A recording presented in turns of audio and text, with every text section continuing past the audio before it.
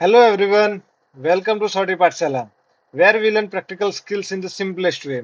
Let's start today's lesson. Last episode में हम लोगों ने देखा था 10 जर्नल एंट्रीज, उसका पार्ट 1 देखा था। आज हम लोग पार्ट 2 देखेंगे। तो जो पार्ट 1 में था वो भी एंट्रीज था, जर्नल एंट्रीज था, लेकिन वो थोड़ा सिंपल एंट्रीज थी सारी। जैसे सेल कैश परचेस हो गया, कैश सेल्स हो गया, कैपिटल अकाउंट का एक एंट्री हो गया, पेमेंट रिसीव का हो गया, एक्सपेंस का हो गया। एकदम सिंपल वे में हम लोगों ने सीखने का ट्राई किया था। जो हमारे गोल्डन रूल्स थे वो अप्लाई किया था, और कैसे एंट्री बनती है वो हम लोगों ने सीखा था। आज हम लोग वापस 10 एंट्रीज लेके आए हैं, जिसका पार्ट 2 बोला जाएगा ये। तो इसमें क्या करेंगे, हम लोग एक रियल बिजनेस ट्रांजेक्शन का एक एग्जांपल ले लेंगे, जहाँ पे एक बिजनेस स्टार्ट होता है। वो कुछ मटेरियल परचेस करता है, कुछ सेल्स करता है, उसके बाद वो जो परचेस किया हुआ माल का पेमेंट करता है, जो मटेरियल सोल्ड किया है उसका हम लोग पेमेंट लेते हैं। वो पूरा ट्रांजेक्शन बिजनेस में कैसा फ्लो रहता है, वो फ्लो के हिसाब से हम लोग एंट्री सीखने का ट्राई करेंगे। यहाँ पे क्या करेंगे, एक स्टेशनरी का एक मार्ट ओपन करते हैं, शॉर्ट ही स्टेशनरी मार्ट। ये एक हम लोगों ने एक बिजनेस ओपन किया है। तो उसमें क्या होगा, ये देखिए, पहले फर्स्ट क्या करेगा, owner bring cash as a capital. Business में कुछ पैसा लाएगा वो, तो ही बिजनेस स्टार्ट कर सकते हैं। उससे वो कुछ फर्नीचर परचेस करेगा, बराबर। वो एकदम वो खुद की शॉप को एकदम सजा देगा। फिर उसके बाद वो कुछ गुड्स परचेस करेगा। फिर वही गुड्स को वो सेल्स करेगा। फिर उसके बाद वो जो सेल्स किया हुआ जो मटेरियल है उससे वो कैश रिसीव करेगा। तो ऐसे करते करते एक फ्लो में एंट्री कैसे होता है वो आज हम लोग देखेंगे। थोड़ा जो लास्ट टाइम जो 10 एंट्री सीखी थी, उसे थोड़ा एडवांस वर्जन में हम लोग आज जाने का ट्राई करेंगे। तो पहला हमारा एंट्री है, owner started business with cash rupees 2 lakhs। इसका मतलब ये हो रहा है, जब शॉर्ट स्टेशनरी मार्ट ने जब बिजनेस ओपन किया, तो जो बिजनेस स्टार्ट किया, तब वो कुछ कुछ ना कुछ पैसा लेके आएगा ना बिजनेस में, तो ही बिजनेस स्टार्ट कर पाएगा ना। तो ही एक दुकान खड़ी कर पाएगा, तो ही वो उसके अंदर मटेरियल सारा है वो परचेस कर सकेगा। वो बिजनेस को एकदम सेट कर पाएगा। तो उसके लिए वो स्टार्टिंग में 2 लाख रुपए उन्होंने इन्वेस्ट करा। तो जो स्टार्टिंग में जो पैसा लाते हैं बिजनेस में, उसको हम लोग कैपिटल बोलते हैं। तो यहाँ पे क्या हुआ, बिजनेस में पैसा आया, बराबर। पैसा क्या है, एक एसेट है हमारी। एसेट को हम लोग रियल अकाउंट में कंसिडर करते हैं। हम लोगों ने वो लास्ट वीडियो में गोल्ड रूल्स सीखे थे, जो जर्नल एंट्री करने के 6 रूल है। पहला रूल क्या था, कि हम लोग क्या करेंगे, पहले तो ट्रांजेक्शन को रीड करेंगे। दूसरा रूल ये था कि हम लोग अकाउंट को पहचानेंगे, आइडेंटिफाई करेंगे अकाउंट्स को। फिर अकाउंट्स टाइप को आइडेंटिफाई करेंगे।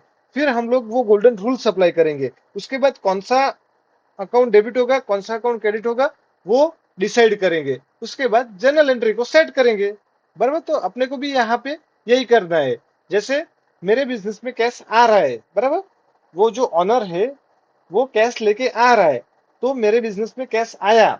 आया यानी कि कैश ये क्या है, एक एसेट है। एसेट यानी कि वो क्या हुआ, रियल अकाउंट हुआ। तो रियल अकाउंट का रूल्स क्या बोलता है, debit what comes in, credit what goes out. तो हमारे बिजनेस में कैश आया यानी कि कैश को हम लोग डेबिट कर देंगे। और वो कैश किस स्वरूप में आया, तो कैपिटल के रूप में आया, बराबर। तो एंट्री क्या बनेगा, cash account debit 2 lakhs to capital account 2 lakhs। समझ में आया। तो ये कैपिटल का एंट्री है वो फिक्स रहेगा, ठीक है ना।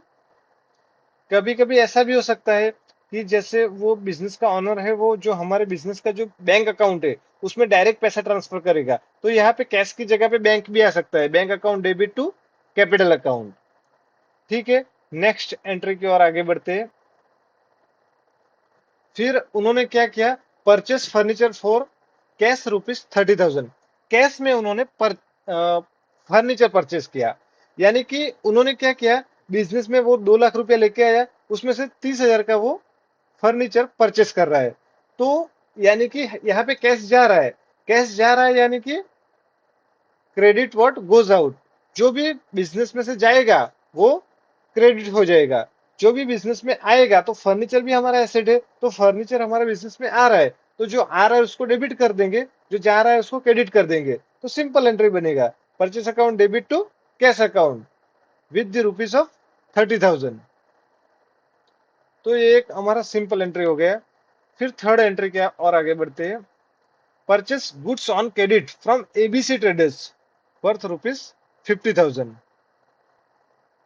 यहाँ पे क्या होगा, जैसे हम लोग अगर मान लीजिए एक गुड्स कैश में परचेस करा होता, तो सिंपल एंट्री करते हैं कि purchase account debit to cash account, क्योंकि कैश जा रहा है हमारे बिजनेस से, तो कैश को हम लोग क्रेडिट कर देंगे, और परचेस कर रहे हैं गुड्स को, तो हम वो अकाउंट को हम लोग डेबिट कर देंगे। लेकिन यहाँ पे क्रेडिट पे, यानी कि एबीसी को बेचा है, बराबर, कैश में नहीं सॉरी बेचा नहीं, खरीदा है, कैश में नहीं खरीदा है, ये हम लोगों ने क्रेडिट क्रेडिट पे हम लोगों ने परचेस किया है।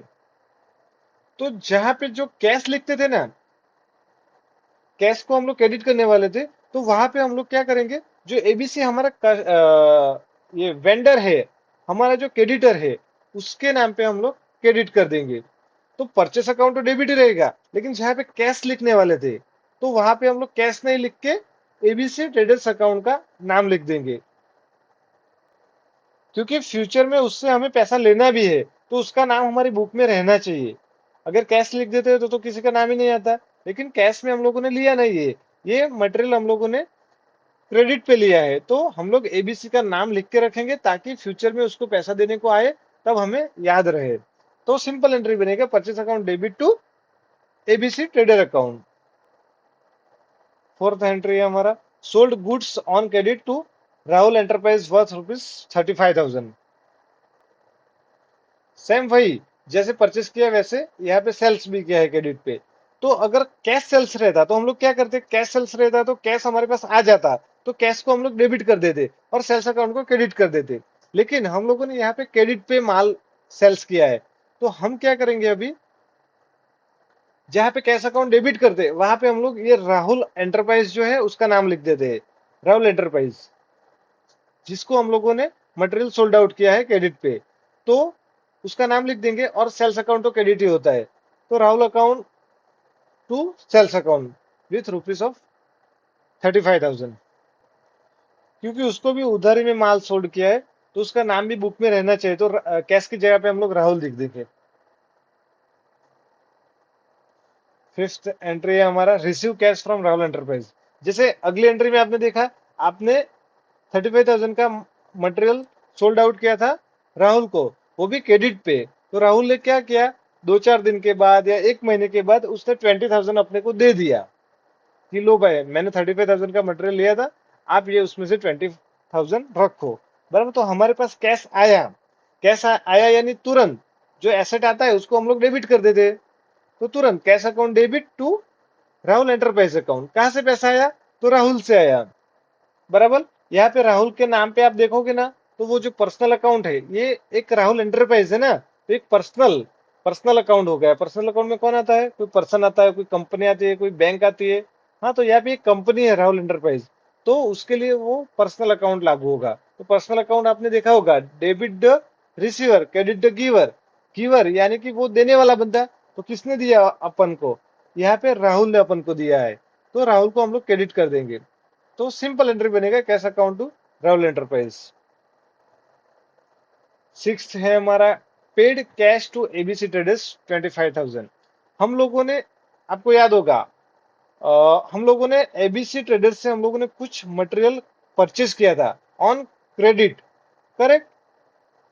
उधारी पे हम लोगों ने कुछ मटेरियल हम लोगों ने लिया था, तो अभी उसका पैसा तो देने को आएगा, बराबर। तो 25,000 रुपया हम लोगों ने दे दिया, भाई लो, हम लोगों ने इतने का मटेरियल लिया था आपसे, अभी आप इतना रखो। तो क्या होगा, यहाँ पे हमारे बिजनेस से कैश जा रहा है, कैश सीधा जा रहा है, तो उसको तो क्रेडिट कर दो आप, बराबर। अभी किसको दे रहे हैं हम लोग, बराबर, डेबिट द रिसीवर, जो रिसीव कौन कर रहा है यहाँ पे, एबीसी ट्रेडर्स, बराबर। तो एबीसी को हम लोग यहाँ पे डेबिट कर देंगे, और कैश को यहाँ पे क्रेडिट कर रहे हैं, क्योंकि क्रेडिट हमारा, कैश हमारा जा रहा है, उसके लिए हम लोग उसको क्रेडिट कर देंगे। तो सिंपल एंट्री बनेगा, ABC traders account to cash account with rupees 25,000। Seventh है हमारा, paid shop rent rupees 8,000, correct. अभी ये रेंट पे किया हम लोगों ने, यानी कि हमारा एक्सपेंस हो गया। हमारा एक्सपेंस है, यानी कि ये नॉमिनल अकाउंट में चला जाएगा। कोई भी एक्सपेंस नॉमिनल अकाउंट में जाएगा। नॉमिनल अकाउंट का रूल से ये all the expenses debit and all the incomes are credit. बराबर। तो यहाँ पे ये एक्सपेंस है, तो एक्सपेंस किस नाम से है, तो रेंट के नाम से है। तो रेंट अकाउंट को डेबिट कर देंगे। और कैश दिया 8,000, यानी कि कैश हमारे बिजनेस से जा रहा है, तो उसको हम लोग क्रेडिट कर देंगे। तो कोई भी एक्सपेंस है यहाँ पे, शॉप रेंट की जगह पे कोई और भी हो सकता है। इलेक्ट्रिसिटी हो सकता था, वाटर बिल हो सकता था, टेलीफोन बिल हो सकता था, कुछ भी एक्सपेंस हो सकता था। वहां पे वो एक्सपेंस का नाम डेबिट कर देंगे, और कैश अकाउंट या फिर बैंक से पैसा दिया है तो बैंक अकाउंट को क्रेडिट कर देंगे। तो सिंपल एंट्री बन गया हमारा, rent account to debit account 8,000 rupees. उसके बाद 8 एंट्री है अपना पेड इलेक्ट्रिसिटी बिल। सेम जो अगला एंट्री किया, वहां पे रेंट है, तो यहाँ पे क्या करा हम लोगों ने, इलेक्ट्रिसिटी पे किया है, तो यहाँ पे इलेक्ट्रिसिटी के नाम पे डेबिट कर दो। और कैश हमारा बिजनेस से जा रहा है, तो कैश को हम लोग क्रेडिट कर देते हैं। तो electricity expense account to cash account, simple entry बनेगा। 9th एंट्री हमारा रिसीव कमीशन ऑफ ₹5,000। यहाँ पे क्या हुआ है, तो कमीशन रिसीव हुआ, यानी कि हम लोगों ने कुछ मटेरियल वगैरह कुछ परचेस किया होगा। बराबर। तो वहां से हम लोगों को कमीशन मिला। वो परचेसर जो हमारा वेंडर है, उन्होंने बोल दिया ठीक है भाई, 5,000 का आप कमीशन रख लो। या तो फिर हम लोगों ने कोई और कोई काम किया होगा जिसके बदले में हमको कमीशन दिया। किसी ने भी, कोई भी हम लोगों ने किसी को एक्स्ट्रा काम करके दिया होगा। वॉट एवर कुछ भी हो सकता है, कहीं ना कहीं से हम लोगों को कमीशन मिला कि लो भाई ये 5,000 आप रखो।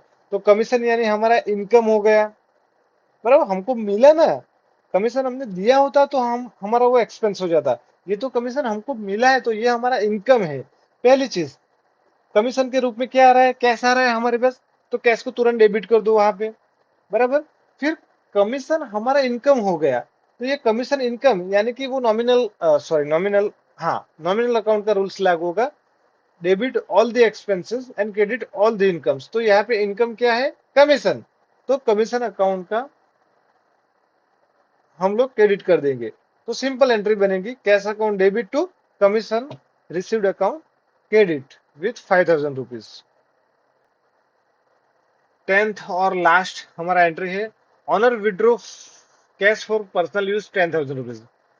ऑनर ने किया क्या, कहीं पे बीच साल के बीच में उसको कहीं ना कहीं जरूरत पड़ गई होगी कि लाओ मेरे को पर्सनल यूज, मेरे को बेटे का फीस भरना है, या फिर वाइफ को घर में खर्चा करने के लिए देना है, कुछ भी काम हो सकता है। उसने क्या किया, 10,000 बिजनेस से ले लिया और घर में दे दिया यूज करने के लिए, पर्सनल यूज के लिए। कुछ भी काम हो सकता है, वो पर्सनल के लिए दिया उन्होंने। बराबर। तो वहां पे क्या होगा, पर्सनल यूज आएगा, तो यानी कि ड्रॉविंग अकाउंट एक ओपन हो जाएगा। ड्रॉविंग अकाउंट पर्सनल यूज के लिए बिजनेस में से जो ऑनर है वो कोई भी पैसा वहां से उठाएगा, तो उसको हम लोग ड्रॉविंग अकाउंट बोलेंगे। और ड्रॉविंग अकाउंट ऑलवेज डेबिट होता है, क्योंकि कैश तो बिजनेस से जा रहा है ना, तो कैश अकाउंट को तो वहां पे क्रेडिट करना पड़ेगा। और ड्रॉविंग अकाउंट को ऑलवेज हम लोग डेबिट करेंगे।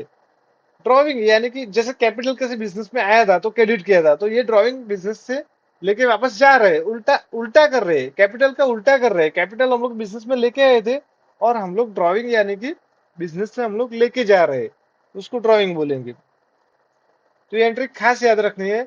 कभी भी ऑनर अपने पर्सनल यूज के लिए पैसा बिजनेस से लेके जाएगा, तो उसको हम लोग विड्रॉल करेंगे और ड्रॉविंग अकाउंट में डेबिट कर देंगे, और वहां पे कैश या फिर बैंक अकाउंट क्रेडिट कर देंगे। तो ये एंट्री आईएमपी हो जाता है, यहाँ पे इंपोर्टेंट हो जाता है। इसको याद रखियो फ्यूचर के लिए। फिर वीडियो को समराइज करते, हम लोगों ने आज क्या सीखा, तो हम लोगों ने एक 10 एंट्रीज सीखी जो कि बहुत इंपॉर्टेंट थी। थोड़ा बेसिक एंट्री से हम लोग ऊपर के लेवल पे पहुंचे। वहां पे हम लोगों ने रियल बिजनेस का ट्रांजेक्शन का एग्जाम्पल लिया, और हम लोगों ने सीखने का ट्राई किया। सब एंट्री को समझे हम लोग। अगर आपको कुछ भी ये एंट्री 10 एंट्री में से किसी भी एंट्री में आपको कुछ डाउट लगता है, तो आप मेरे को कमेंट में पूछ सकते हो।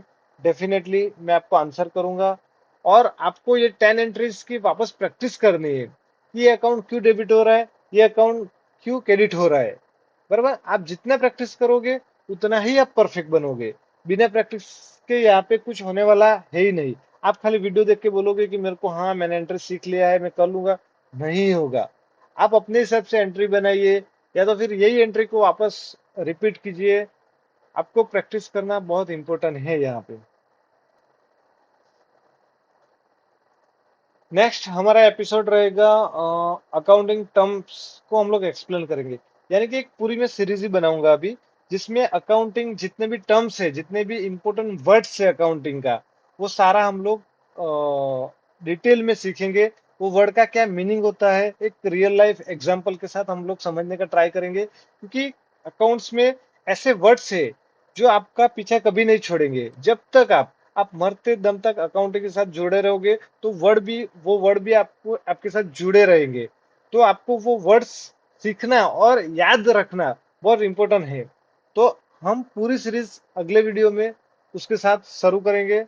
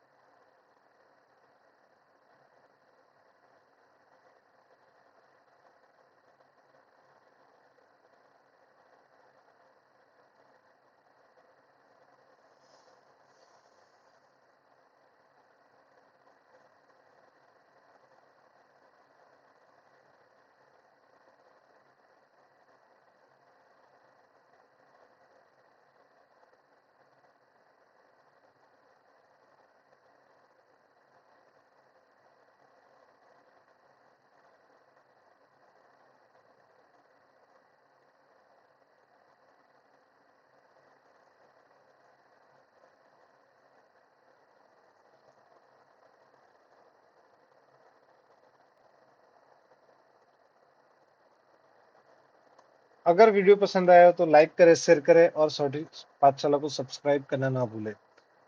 मिलते हैं नेक्स्ट वीडियो में। Thank you. Keep learning, keep growing. See you in the next video.